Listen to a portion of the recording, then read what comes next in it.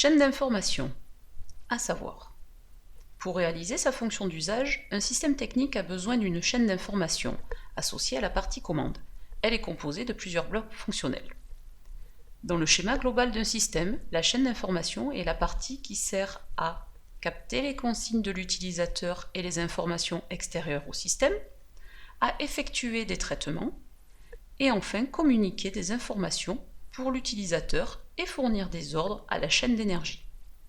Remarque, elle est associée directement à la chaîne d'énergie pour réaliser l'action et remplir sa fonction d'usage.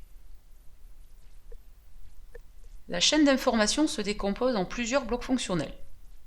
À l'entrée d'une chaîne d'information, nous allons retrouver les consignes d'utilisateur et enfin les informations extérieures. Premier bloc, acquérir. Cette fonction transforme une grandeur physique détectée dans l'environnement du capteur en une information sous forme d'un signal électrique. Traiter, cette fonction exécute les algorithmes permettant de résoudre un problème et d'obtenir un résultat conforme à la fonction d'usage. Communiquer, cette fonction assure le transfert des informations vers un utilisateur humain ou vers la chaîne d'énergie d'un objet technique sous forme d'ordre. En sortie de la chaîne d'information, nous retrouvons les signaux pour les utilisateurs et surtout les ordres vers la chaîne d'énergie. Lorsqu'on analyse le fonctionnement de la structure d'un système, on identifie les composants de la chaîne d'information. Pour acquérir les informations, on trouve des capteurs. On peut rencontrer des capteurs de fin de course, pour le portail, ou encore des capteurs à ultrasons. Pour traiter, on trouve des microcontrôleurs et surtout les programmes. Communiquer. Cette fonction assure l'interface entre la partie commande, l'utilisateur et la chaîne d'énergie. Nous allons pouvoir trouver des afficheurs, comme des voyants pour l'utilisateur, des câbles pour piloter la chaîne d'énergie. Comment identifier la chaîne d'information d'un système d'alarme ? 1.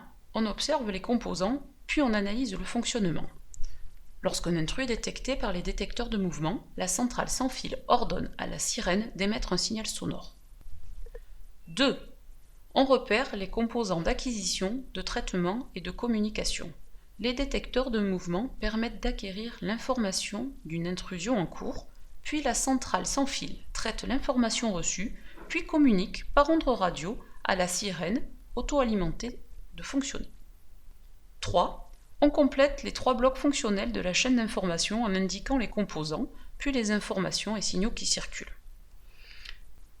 Partons des détecteurs de mouvement. Le mouvement sera en entrée de la partie acquérir et sera traité sous forme d'information de type intrusion. Un signal électrique sera envoyé à la partie traitée, donc la centrale sans fil va traiter cette information.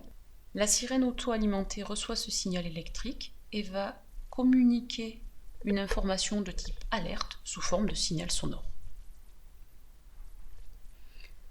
Synthèse.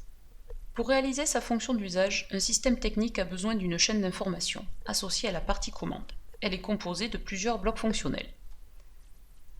La partie acquérir, pour acquérir des informations, on va utiliser les capteurs. Pour traiter, on va utiliser des microcontrôleurs et des programmes. Pour communiquer, cette fonction va assurer l'interface entre la partie commande, l'utilisateur et la chaîne d'énergie.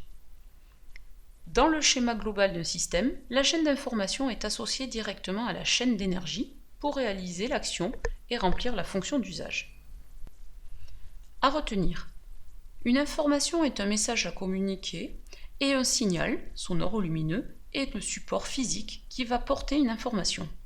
La chaîne d'information est la partie du système automatisé qui capte l'information et la traite avant de communiquer à la chaîne d'énergie ou à l'utilisateur.